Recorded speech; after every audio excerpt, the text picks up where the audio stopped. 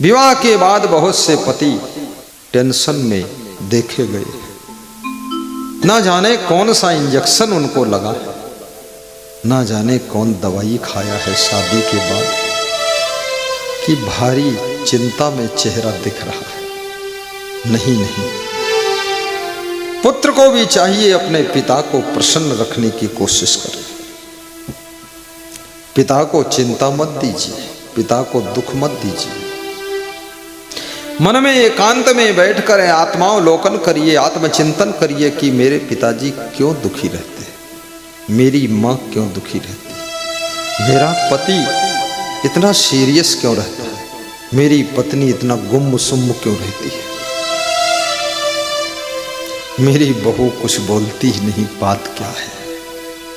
आपके घर का कोई सदस्य यदि बोलता नहीं है तो समझ लो एक दिन एटम बम फोड़ेगा जरूर। पूरा गैस इकट्ठी हो रही, एलपीजी गैस कांड होने वाला, पूरा टैंकर फटेगा गैस कांड का। इसलिए आपस में बातचीत भी करो, थोड़ा बोला भी करो, पूछ भी लिया करो आपने भोजन किया कि नहीं किया। करना तो सबको है ही, पूछ लेने से थोड़ा मन खुश हो जाता है। इसलिए स्त्रियों में एक स्वभाव होता है, स्त्रियां जब तुमसे फोन से बात करेंगी तो यही पूछेंगी खाना वाना खा लिया कि नहीं। ऐसा लगता है खाना ही जिंदगी का लक्ष्य है, क्योंकि उसके पास बात करने को कुछ और है भी नहीं, बस खाना वाना पूछ लेती है। और जिस पुरुष को कोई स्त्री खाना के बारे में पूछ ले तो वो पुरुष चारों खाना चित्त हो जाता है। वो बहुत खुश होता है, बिना खाना के ही खुश हो जाता है, अरे मेरी कोई फिक्र तो नहीं। और मानो मन की आदत है, जब इस मनुष्य की कोई फिक्र करता है तो इसको अच्छा लगता है, जब इसका कोई ख्याल करता है तो इसको अच्छा लगता है, जब इसका कोई ध्यान देता तो इसको अच्छा लगता है। कल हमारे पास में स्वामी विवेकानंद जी महाराज यहाँ खड़े थे, मैं भी खड़ा था, उनको लोग माला पहना रहे थे, उनको ज्यादा पहना रहे थे और मैं इशारा भी कर रहा था उन्हीं को पहनाओ। तो ज्यादा माला गले में हो गए तो मैं एक एक निकाल लेता था, तो मेरे से कह रहे थे अरे आप मत निकालो, ये काम आपका नहीं। तो हमने कहा हम भी सेवक बन जाते हैं, कभी कभी सेवा करते हैं। मेरे लिए चादर बिछती थी, मेरा गुरु बैठता था और मेरी चादर का कोना टेढ़ा है तो मेरा गुरु हाथ से ऐसे खींच देता था, सीधा कर देता था। तो मैं बोलता था मेरी चादर क्यों सीधा किया? बोले सीधा करना क्या बुरा है? हमने कहा बुरा नहीं, लेकिन शिष्य की चादर को गुरु सीधा करे तो शिष्य को पाप लग जाएगा। बोले तो तुम्हारे शिष्य सीधा क्यों नहीं करते फिर? वो तर्क भी करते थे, बोले ये तुम्हारे जो चेला लोग हैं सीधा करे फिर टेढ़ा बिछा। तो जिनकी सब सेवा करते हैं, कभी कभी वही भी जब आपकी फिक्र करते हैं तो आपके मन, याद रखना ये फिक्र से ही सारा संसार चलता है, इसलिए अपने पति की भी फिक्र किया करो।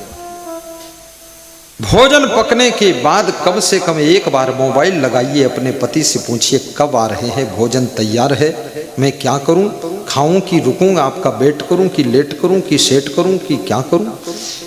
इतने से पति खुश हो जाएगा, कह देगा तुम लोग खा लीजिए और हम थोड़ा देर में आएंगे। उसके लिए टिफिन में सुरक्षित रख लो। ऐसा नहीं कि कढ़ाई खुला छोड़ दिया, उसी में चूहे बिल्ली कूद रहे हैं और सब गंदा हो गया भोजन। सफाई शुद्धता का भी विशेष ध्यान रखिए। पांडव शोक में डूबे हुए हैं, कृष्ण पांडवों को दुखी देख करके बड़े सुंदर शब्द व्यक्त करते हैं। कृष्ण कहते हैं पांडव मेरे परम धन, पारथ प्राण समान। ये भगवान के वचन है, कृष्ण के वचन है। ये सदगुरु शिष्य को क्या समझता है? कृष्ण कहते हैं पांडव मेरे परम धन है। देखिए, पांडवों को परम धन कहा। परम धन यानी श्रेष्ठ धन। ये जो दुनिया का धन है, रुपया है, पैसा है, सोना है, चांदी है, हीरा है, जवाहरात है, इससे भी श्रेष्ठ धन पांडव है कृष्ण के लिए। क्यों? क्योंकि पांडवों में भक्ति है, और जिसमें भक्ति है वो भक्त है, जो भक्त है वो परम धन है। इसलिए हमारे महाराज जी कह रहे थे, श्री जीवानंद महाराज गिरी जी कह रहे थे, इतने भक्तों का दर्शन मिला, ये परम धन मिला है। ये सब भक्त परम धन है, कृष्ण के अनुसार सब परम धन है। इसलिए कभी पैसा खो जाए ज्यादा दुख की बात नहीं, पति खो जाए तो दुख की बात है, पत्नी खो जाए तो चिंता की बात है, बेटा खो जाए तो दुख की बात है। एक बेटे ने सैलून सेंटर में बाल बनवाए,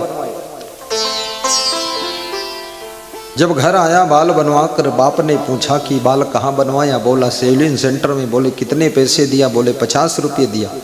बोले घर में जो नाई आता है, अपने फैमिली नाई है, उससे क्यों नहीं बनवाया? वो तो मात्र 2 रुपये में बना देता है। अरे बोले ओल्ड मॉडल का है, ये लेटेस्ट मॉडल है, अच्छा मॉडल है। तो उस बाल बनवाने पर इतना डिस्कस हुआ, इतनी चर्चा हुई, इतना कहना सुनना हुआ कि वो लड़का बहुत दुखी हो गया, परेशान हो गया और शाम को आत्महत्या करके मर गया। जब वो लड़का मर गया, उसकी लाश को देखा बाप ने, तो बाप रो रहा था कि जिसके लिए धन बचा रहा था उसको नहीं बचा पाया, जिसके लिए कह रहा था 2 रुपये में बाल बनवा लो, 50 में क्यों बनवाया? 48 रुपये जिसके लिए बचा रहा था उसको नहीं बचा पाया। मैं तो कितना मूर्ख निकला। धन से बड़ा धन तुम्हारा पुत्र है, तुम्हारी संतान है, और धन से बड़ा धन तुम्हारे माता पिता है। अपने माता पिता को बंटवारे में ले लीजिए, बाकी धन बांट ले, भाई को दे दो, लेकिन माता पिता को अपने हिस्से में ले लीजिए। कृष्ण कहते हैं, अर्जुन मेरा मित्र भी है, अर्जुन मेरा बहनोई भी है, अर्जुन मेरा भक्त भी है, अर्जुन मेरा शिष्य भी है, लेकिन ये प्राणों के समान। सोचिए कृष्ण कितना प्रेम के सागर है, प्रेम की था ही नहीं कितना उनके पास प्रेम है। वे कहते हैं अर्जुन मेरे प्राण के समान है। पारथ माने अर्जुन। जिस समय अरस्तु और सिकंदर साथ साथ जा रहे थे, अरस्तु बूढ़े हो चुके थे, अरस्तु गुरु है, सिकंदर शिष्य है। सिकंदर ने कहा कि गुरु मैं आपसे निवेदन करता हूं कि आप रुको, ये जो नाला में पानी बह रहा है इसमें पहले मैं पार करता हूं, क्योंकि आपका शरीर बुजुर्ग है, कमजोर है, उम्र ज्यादा है, और मैं अगर इसमें डूब भी गया तो मेरा गुरु मेरे जैसे सैकड़ों सिकंदर जैसे शिष्य पैदा कर सकता है। अगर गुरुदेव आप कहीं डूब गए तो ये सिकंदर एक भी अरस्तु जैसा गुरु नहीं पैदा कर पाएगा। इसलिए मरूं तो मैं मरूं, मेरा गुरु न मरे। मेरे पास में बहुत से फोन आते हैं, कभी कभी भक्त कहते हैं मेरी उम्र भी आपको लग जाए। कोई कोई भक्त ने ये लिखा है कि आपको मेरे किसी अंग की जरूरत हो तो मैं आपको दे दूं।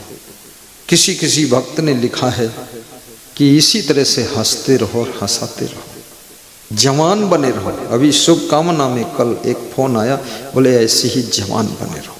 तो मैंने कहा अगर लग गया सबका आशीर्वाद तो मेरा सौभाग्य में बुढ़ा होऊंगा ही नहीं।